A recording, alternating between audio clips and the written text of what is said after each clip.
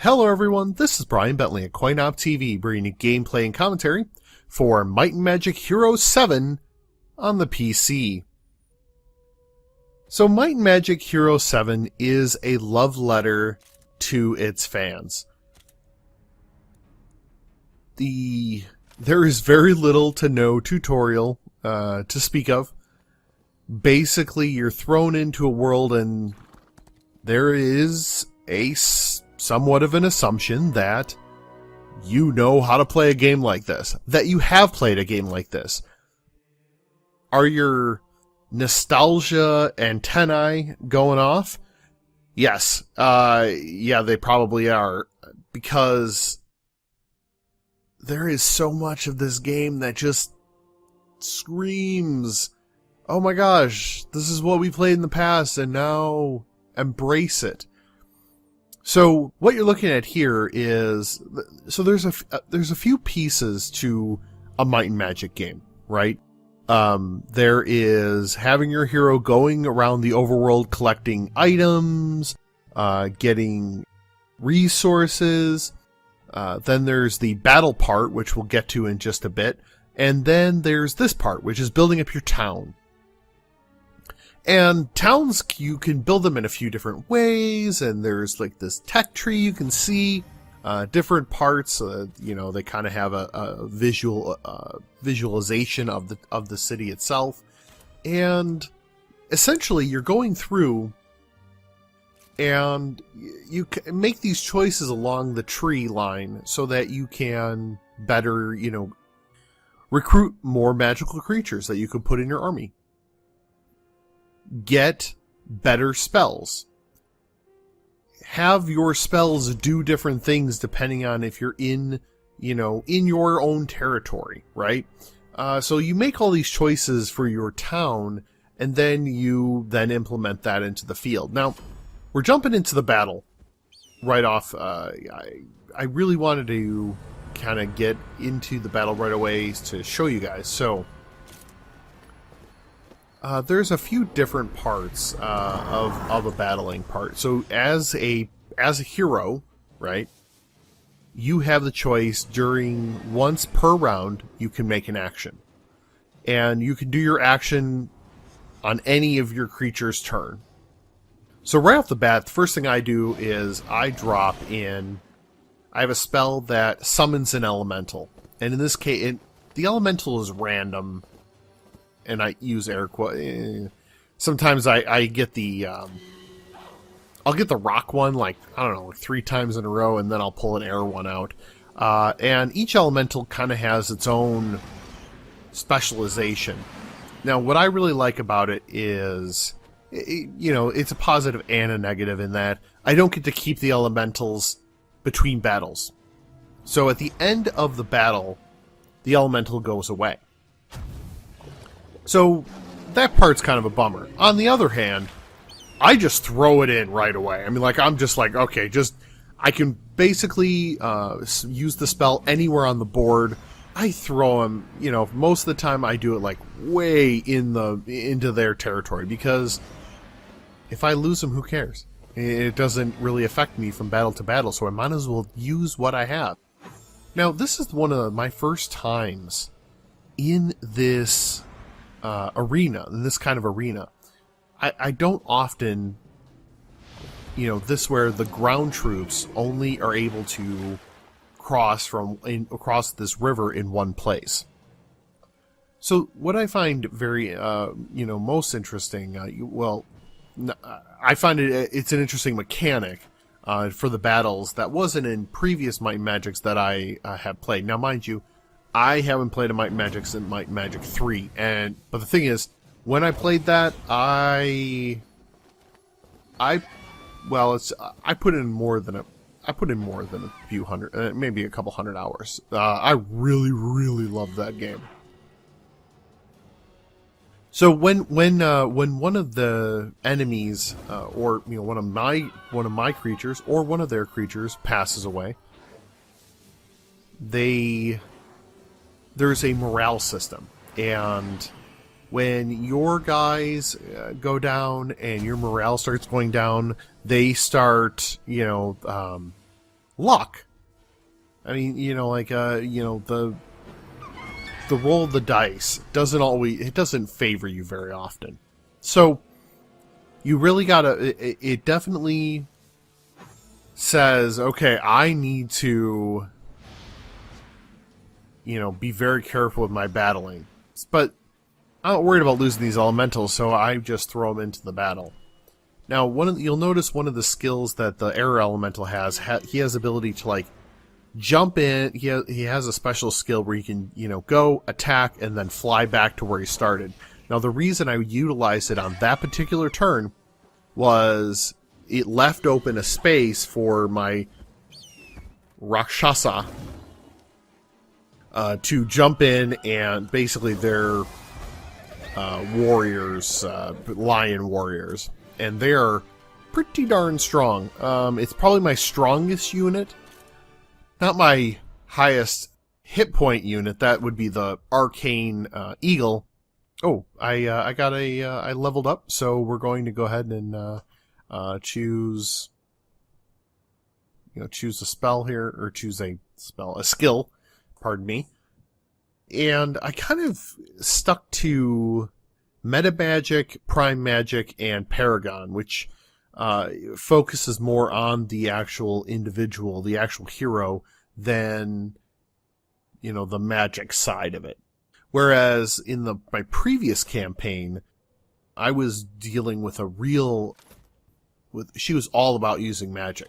So, it was all about prime magic, which is, attack magic. Because when you don't use your hero, like I said, during their turn, they can either cast a spell, which you can see they have a certain amount of mana. You can see on the picture at the bottom of me, you'll notice that there's a green line, which is for movement, and then a blue line for mana. And I guess, I forgot I picked that up. Interesting. Right, so you can either cast a spell during your turn, or you can use an attack, which uses prime magic to attack, one of the enemy creatures. So I had focused previously, in this last, there's like this whole treasure thing going on. I'm not entirely certain what I'm supposed to do, but I've now revealed 3/4 of the treasure map. I can't get to that last place because you notice it was in the middle of a lake. I still haven't figured out exactly how to drain the lake, but I'm working on some theories. Yes, I could Google it, by the way. I do realize that. So one of the things that I did is I built a fire forge to have some Kabirs and be able to recruit them.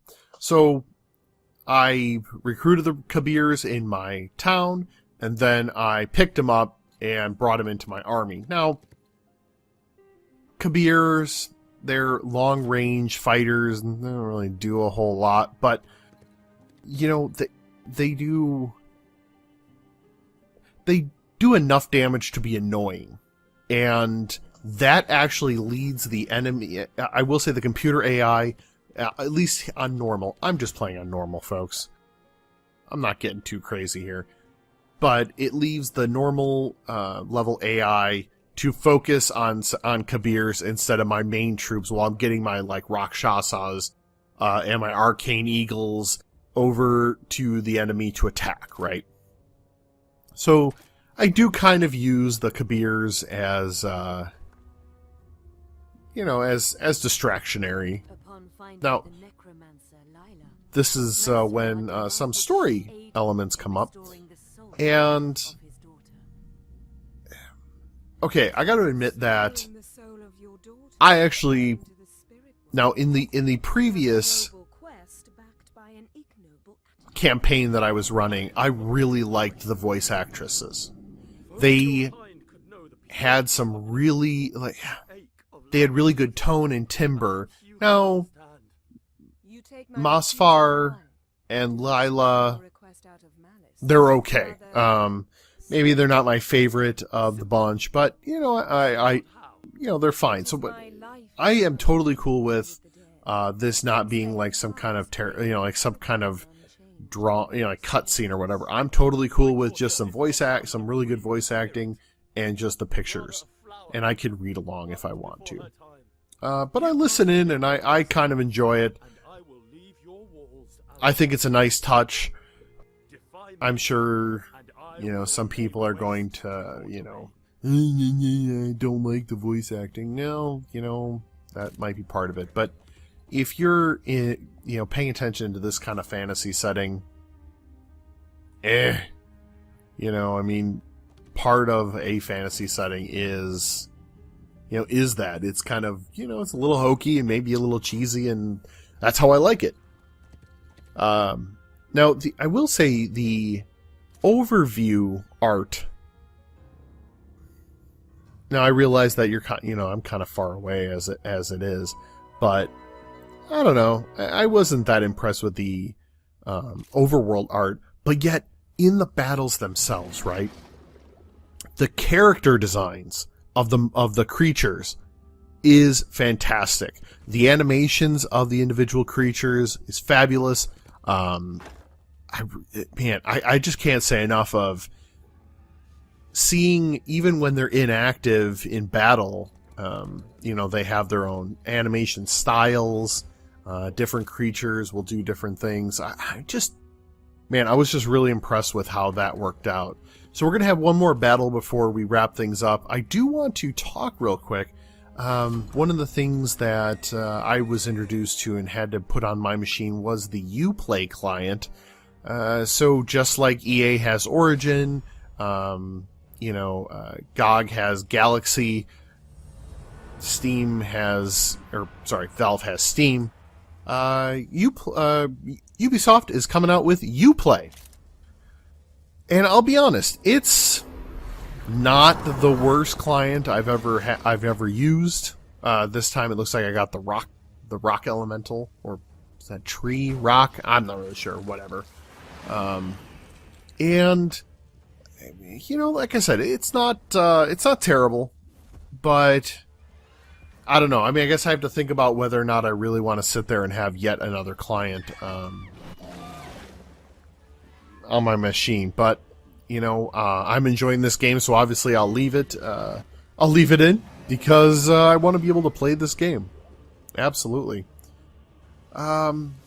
Okay, just a few last things before I wrap things up. I just especially, before I get to that, look how just my Arcane Eagle and just some of the, special things with the wings and how they're being, being animated, to me is just, man, I'm just blown away by it. It's some great stuff. I do kind of wish that translated to some of the overworld art and the art inside the town. Well, or inside the town's okay, but overall, I'm really, really enjoying this game, and maybe that's because I'm a huge fan from the past. Yeah, I guess that's really it. So, nostalgia way up there for Might and Magic Heroes VII. Not that that's a bad thing. For those of you who may be new to the series, it's going to be a little bit rough at the beginning because there's little to no tutorial, and it's just, yeah. They just dump you into the deep end on this. So you may want to definitely, move it back to easy. Just kind of get the the feels for it. Yeah, that is one thing. I was at least hoping for a refresher course, being that, like I said, I haven't played since Might and Magic 3. I was hoping for a refresher course. There is no refresher course. There is just battles and some good voice acting. So, all right. If you like this video, go ahead and give it the thumbs up. Underneath, there's a view counter on YouTube. Underneath it, there's a thumbs up. Go ahead and click that to show that you like the video. Be sure to subscribe, not only to the CoinOpTV main channel, but make sure you also stop by CoinOpTV Alpha. You know, that's where we have our mature rated games and separating out the, you know, family friendly content and, you know, a little more adult content. But we definitely want you to stop by. So subscribe to both. And that's going to wrap it up for Might and Magic Heroes VII. Thanks a lot, everybody.